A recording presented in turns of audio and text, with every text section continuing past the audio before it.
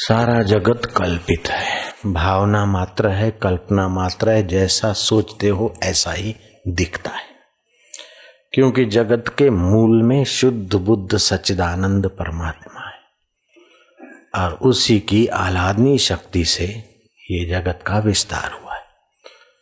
तो इतना सूक्ष्म और मल्टीपर्पज है कि उसमें जैसा भी बनाओ तो भावना वैसा ही दिखता है। उसी परमात्मा की सत्ता से प्रकृति और प्रकृति के त्रिगुणों से पंचभूत और मन बुद्धि अहंकार ये उत्पन्न हुआ। इसलिए इन भूतों में भी जैसा घुमावा करो तो घूम जाता है और मन में भी जैसा सोचो ऐसा सच्चा हो भासता है, क्योंकि सत्य से निकला है। जैसे सोने में से जैसा भी जेवर बनाओ बन जाता है, मिट्टी में से जैसा भी शकोरा सुराही बनाओ बन जाता है। मूल रॉ मटेरियल ऐसा है कि बहुत सारे खिलौने बन सकते। सोना रॉ मटेरियल ऐसा है कि बहुत सारे गहने बन सकते। सूत रॉ मटेरियल, रुई रॉ मटेरियल ऐसा है कि बहुत प्रकार का कपड़ा बन जाता है। कपड़ा ऐसा है कि बहुत प्रकार के पैजामे और कुर्ते और ये और वो सब बन जाता है। तो वास्तव में परब्रह्म परमात्मा आकाश से भी सूक्ष्म सर्वत्र ओतप्रोत व्याप्त है। उस परमात्मा की घन सुषुप्त अवस्था ये पहाड़ पत्थर आदि में उसका अस्तित्व मौजूद है। पत्थर को पहाड़ को तोड़ो, राई जितने बालू के कण को तोड़ो, पीसो, उसका कण कण हो जाएगा, आंखों से ओझल हो जाएगा, फिर भी कहीं न कहीं उसका अस्तित्व रहेगा। ठीक है, ये परमात्मा की सत्यता पत्थर पहाड़ में भी देख सकते बुद्धिपूर्वक। परमात्मा चेतन है, कीड़ी मकोड़े बैक्टीरिया में भी उसकी चेतनता दिखती है। परमात्मा आनंद स्वरूप है, वो संस्कारी अंतःकरण में परमात्मा का सुख झलकता है। साधारण व्यक्ति के कुत्ते के हृदय में भी सुख छलकता है, इसलिए पूंछ हिलाता है, करता है, कूदता है। लेकिन वो सुख का शुद्ध रूप छलकाना है तो हृदय को शुद्ध बनाना पड़ता है। शुद्ध हृदय कैसे बनता है कि शुद्ध ज्ञान से हृदय शुद्ध बन जाता है। सांख्यवादी कहते हैं कि संसार दुखमय है। तत्व दृष्टि से देखा जाए तो संसार असत है, जड़ है और दुख रूप है, क्योंकि पहले था नहीं, बाद में रहेगा नहीं, अभी भी नहीं की तरफ जा रहा है। ईश्वर का शुद्ध स्वरूप नहीं, ईश्वर की माया है, खेल है।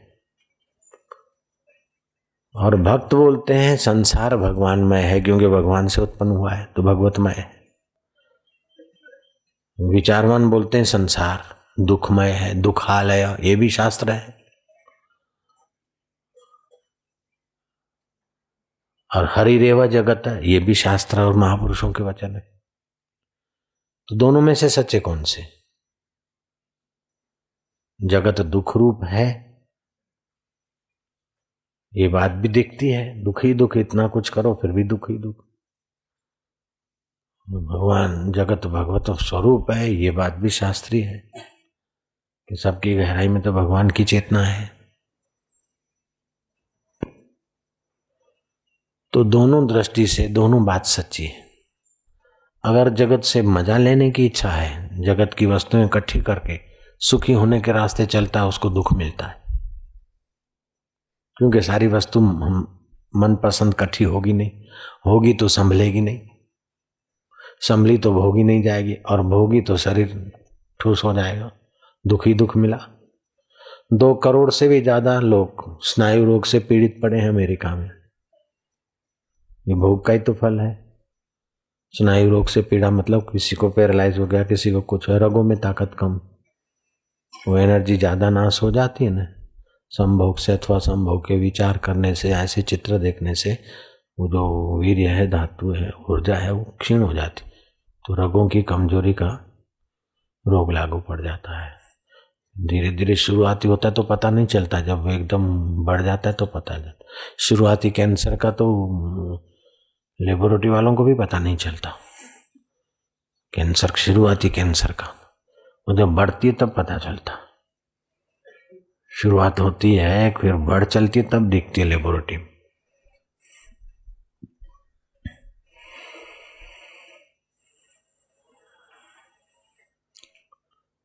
कई ऐसे लोग आते हैं जो वैद्य बोलता है कि इसको ये कैंसर के, ये कान इसके कैंसर के, लेबोरेटरी में देखा तो नहीं है, बाद में एकाएक डॉक्टरों ने बोला कि हाँ तुमको कैंसर सारे शरीर में हो गया। भाई हर 15 दिन तो हम चेक करते थे, आप चेक करते थे हमको? आप बोले उस समय तो नहीं दिखता था, अभी पूरे शरीर में। तो मशीनों का ज्ञान अपना है, मनुष्य ही सात्विक बुद्धि का ज्ञान अपना है। लेकिन ये ज्ञान जो है मशीनों का ज्ञान नहीं है, राजसी तामसी बुद्धि का नहीं है, सात्विक बुद्धि नहीं, सारी बुद्धियों का उद्गम स्थान का ज्ञान है, तत्व ज्ञान। जयराम जी की जो तत्व ज्ञान में टिक जाते योग सामर्थ्य में, वो ऐसे अद्भुत त्रिकालज्ञ हो जाते हैं कि आपको क्या बताएं। परीक्षित की मृत्यु हो गई तक्षक के काटने से, और राजा जन्मेजय उसका पुत्र राजा बना। पिताजी मरते समय कथा सुनी, कथा में सार है, तो हम अभी से कथा सुने। कथा सुनते सुनते जन्मेजय के मन में महाभारत के प्रसंग के प्रति शंका हो गई कि ये कैसे हो सकता है।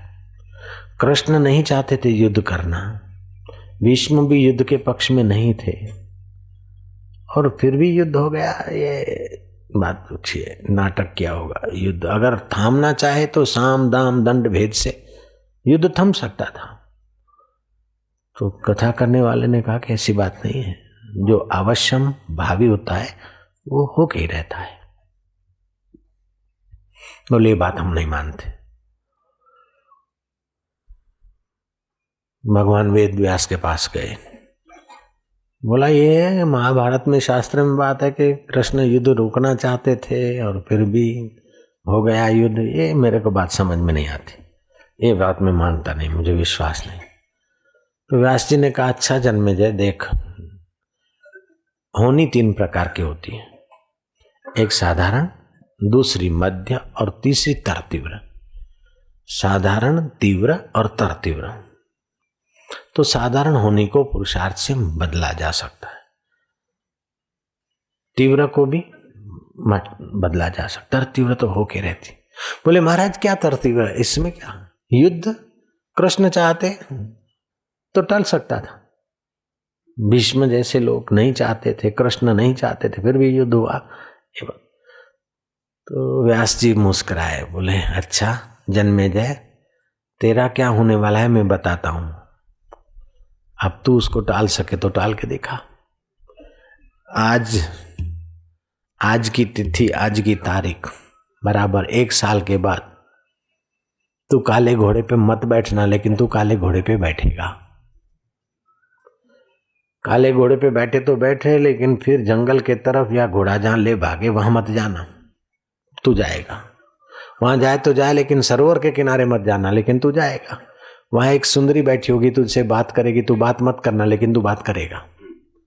और बात करेगा तो करेगा, लेकिन उसको साथ में घोड़े पर मत लाना, लेकिन तू लाएगा। लाए तो लाए, लेकिन जल्दबाजी से विवाह मत रचना उसके साथ, लेकिन तू रचेगा। रचे तो रचे, लेकिन सिक्खड़ ब्राह्मणों के द्वारा विवाह मत करना। बुजुर्ग ब्राह्मण नहीं मिले तो रुक जाना, लेकिन तू रुकेगा नहीं। फिर उसमें तेरी हंसी होगी तेरी औरत की, तो ब्राह्मणों का हंसी सुन लेना। तू तलवार नहीं निकालना, लेकिन तू तलवार निकालेगा। और ब्रह्म हत्या होगी और तुझे कोढ़ की बीमारी होगी। वो पत्नी तो चली जाएगी, दासियां भी तेरे नजीक नहीं आएगी, ऐसी बदबू निकलेगी शरीर से। अभी चेकअप करा ले, कुछ भी नहीं है। जयराम जी की अभी तो कुछ भी नहीं है, नाड़ियों की बीमारी डॉक्टर बोलेंगे नहीं है, पैरालाइज की बीमारी का कोई खतरा नहीं है, डॉक्टर अभी बोलेंगे लेकिन जिनको देखता है वो बोलते हैं कि खतरा है। जयराम जी की। वो तुम्हारे हितैषी हैं, तुम्हारा बहुत दूर का देख सकते हैं। जयराम जी की। उसने बोला महाराज 1 साल के बाद घोड़े पे नहीं बैठना है, काले घोड़े पर, और बैठूंगा तो फिर ऐसा होगा, लो ये गांठ मानता हूं, मैं भक्त राज परीक्षित का पुत्र जन्मे जय।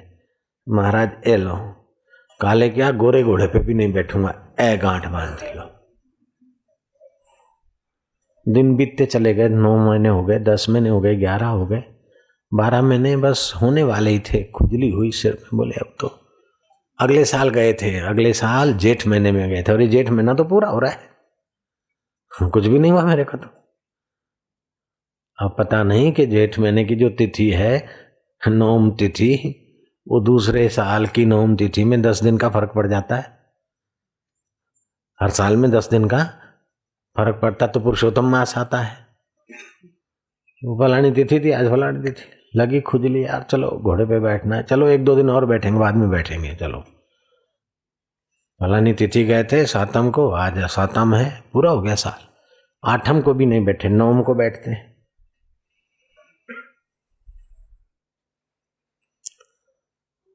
लाओ जरा घोड़ा, तो दूसरे घोड़े तो बस्तल में इधर उधर सैर करने के लिए, ट्रेनिंग के लिए कैसे गए थे। काला घोड़ा आया नया, फर्स्ट क्लास, चौंके कि काले घोड़े पर नहीं बैठना, ही काला ही आया है, यू नो। चलो बैठे तो बैठे, लेकिन ललना को नहीं लाएंगे, और क्या है, बैठे। सरोवर नहीं जाएंगे, सरोवर भी गए, ललना बैठी, बातचीत कर लेते, लाएंगे नहीं, बातचीत कर लिया, चलो घोड़े पे बिठाना नहीं, बिठाओगे, चलो बिठा देते, शादी नहीं रचेंगे, ऐसा करके घर तक ले आए। अब उस ललना का हाव भाव और नाज नखरे, और जुआन जन्मे जे चुप कैसे बैठे। तो ललना ने कहा पहले फेरे फेरो, बाद में नचिकाओ। और उस समय धर्म मर्यादा को राजा लोग भी मानते थे। विवाह रचना था, गांव के ब्राह्मण चले गए थे, पास में कोई महान पुरुष आए थे, उनके यहाँ 7 दिन की सप्ताह चल रही थी, सब कथा में चले गए थे ब्राह्मण लोग। अब क्या करें, बोले ब्राह्मण नहीं तो ब्राह्मण के बेटे भी तो ब्राह्मण होते हैं, जल्दी लाओ ब्राह्मण के बेटों को ही लाओ। बुजुर्ग ब्राह्मणों के सिवाय याद शादी नहीं करना, लेकिन तू करेगा, यू नो। ओ रंगरूट ब्राह्मणों ने, छोरे जो हा हा हु वाले थे, उनको बुला के शादी रची। शादी रची तो दुल्हन का होता है कि ब्राह्मणों को दक्षिणा में परोसे दुल्हन अपना। तो दुल्हन परोसने गई लड्डू वड्डू, तो हवा का झोंका आया और लाल दुपट्टा मलमल का उड़ गया। हवा में उड़ता जाए मेरा लाल पट्टा, मलमल का हो जी, सर सर सर सर हवा चले, मेरा घूंघट झटमट घोले। यू नो, देखा नहीं लेकिन सुना तो जरूर है ना।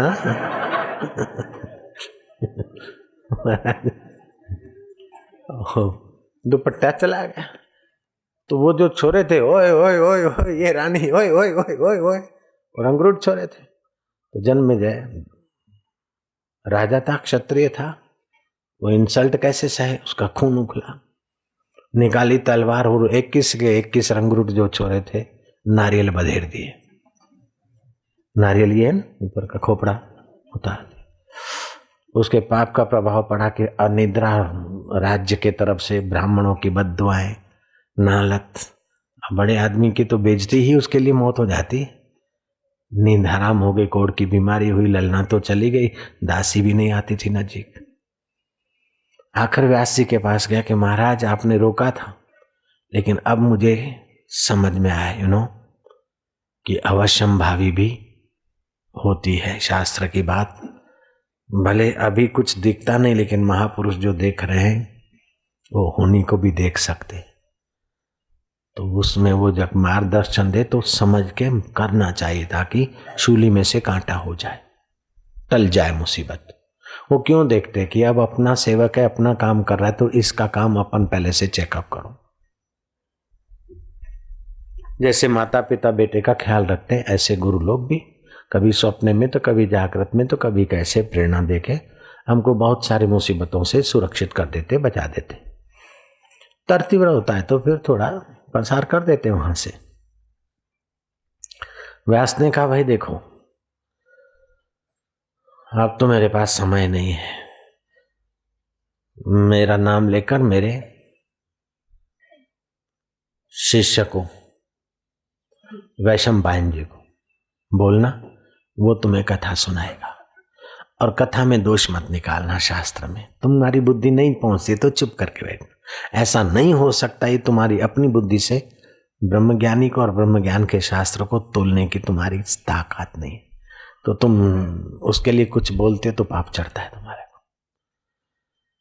जो कुछ कथा है, शास्त्र की बात है, आप सुनते जाना, लेकिन ये झूठी है। शास्त्र में झूठे पने का आरोप मत करना।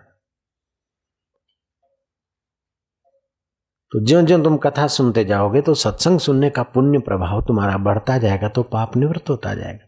पाप निवृत्त होते ही तुम्हारी अशांति कम होती चली जाएगी। ज्यों ज्यों आप सत्संग सुनते, आपका ये अनुभव है कि नहीं है? ज्यों ज्यों आप सत्संग सुनते हैं, शुभ करते हैं, तो शुभ बढ़ता जाता है, तो आपकी अशांति भी कम होती जाती है और बीमारी भी कम होती जाती है। स्वास्थ्य लाभ, यश लाभ होता है। सत्संग का पुण्य है।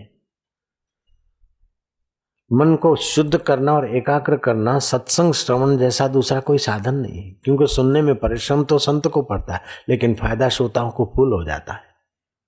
बोलने वाले को परिश्रम, सुनने वाले को तो क्या है? हाँ जी महाराज। तो तुम हाँ जी महाराज करते हुए सुनते जाइए, लेकिन जन्मे जाए, सिर से लेकर शिखा से लेकर कमर तक का कोढ़ तो मिटेगा, कमर से लेकर घुटने तक का तो कोढ़ मिटेगा, दाएं घुटने का भी मिटेगा, लेकिन बायां घुटने तक का कोढ़ बाकी रहेगा। इतने में तुमको शास्त्र और संत के प्रति अविश्वास हो जाएगा। तो तुम्हारी गाड़ी फिर तुम रिवर्स में ले जाओगे। तुम जाना नहीं चाहते रिवर्स में, लेकिन वातावरण ऐसा बनेगा, लोग तुम्हें बहकाएंगे, अथवा तुम्हारा मन भी तुमको बहका देगा कि यार कहाँ फंसे, यार फालतू आ गए। अपना स्वतंत्र खाते थे, पीते थे, पेग पीते थे, मौज करते थे, अब कहाँ ही बंधन में आ गए। तुम्हारा मन भी तुमको कभी बहकाएगा और तुम्हारे दोस्त भी तुमको बहकाएंगे। तो तुम्हारा मन बहकाएगा और फिर तुम शंका करोगे संत और शास्त्र पर, तो बाकी का कोढ़ तुम्हारा रह जाएगा। बोले महाराज इतना धोखा खाया, अभी पूरा शरीर में कोढ़ है, अब हम शास्त्र की बात नहीं काटेंगे, मानेंगे। बोले माने तो ठीक है, अटूट श्रद्धा रखेंगे। बोले अच्छी बात है, लेकिन देखना कहीं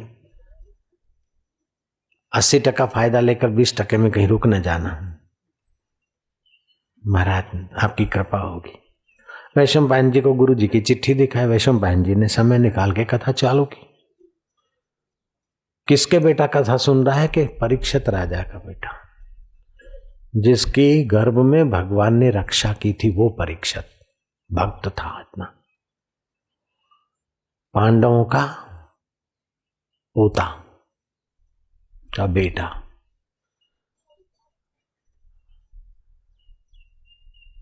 पांडव परीक्षित को राज्य दे गए थे और परीक्षित ने अपने बेटे जन्मेजय को दिया। तो ऐसा जन्मेजय कथा सुनते सुनते सुनते जब महाभारत युद्ध का प्रसंग आया कि वायु पुत्र भीम को पायमान हुए और युद्ध के मैदान में जैसे अरण्य में शेर प्रवेश करे और सब धाड़ता हुआ चपेट में ले ले, ऐसे भीम ने युद्ध में प्रवेश किया और दुर्योधन के हाथियों को पकड़ के सूंड से ऐसा घुमाया, ऐसा घुमाया, ऐसा घुमाया कि जैसे बच्चा घुमा के लट्टू को फेंकता है धरती पे, ऐसे उन्होंने घुमाकर उन हाथियों को पेस में फेंक दिया। और इतना जोर से फेंका कि गुरुत्वाकर्षण नियम के पार हाथी चले गए और अभी भी वहीं घूम रहे। जन्मेजय बोलता है महाराज हद हो गई। ये तो एकदम सफेद झूठ। 2 पैर वाला भीम और 4 पैर वाले हाथी को सूंड से पकड़े, घुमा घुमा के ऐसा घुमाए, ऐसा घुमाए, ऐसा घुमा घुमा के ऐसा फेंके कि वो गुरुत्वाकर्षण नियम के पार चले गए और हाथी अभी तक घूम रहे। महाराज अब मैं श्रद्धा तो करता हूं, लेकिन एकदम ऐसा तो मुझे पटाने की बात तो मत करो। मेरे को घोड़ उतारना है, मेरी मजबूरी है, लेकिन फिर भी मेरी बुद्धि तो नहीं मानती ना महाराज। ऐसा कैसे हो सकता है? तो व्यास जी योग सामर्थ्य से संपन्न थे, उनका शिष्य भी ऐसे ही था, जन्मेजय को कथा सुनाने वाला वैशंपायन जी।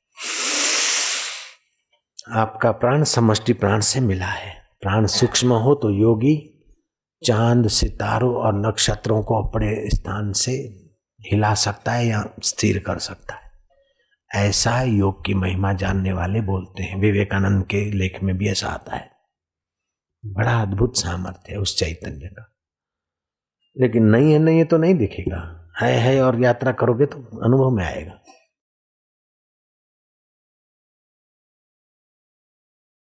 जन्मेजय का प्राण सूक्ष्म सूक्ष्मतर साधना हो गई थी। मेरी उतनी नहीं है, सच्ची बात। थोड़ी सी मैंने की और बड़े चमत्कार देखे मैंने, फिर लोग संपर्क में आ गया और मेरी साधना छूट गई।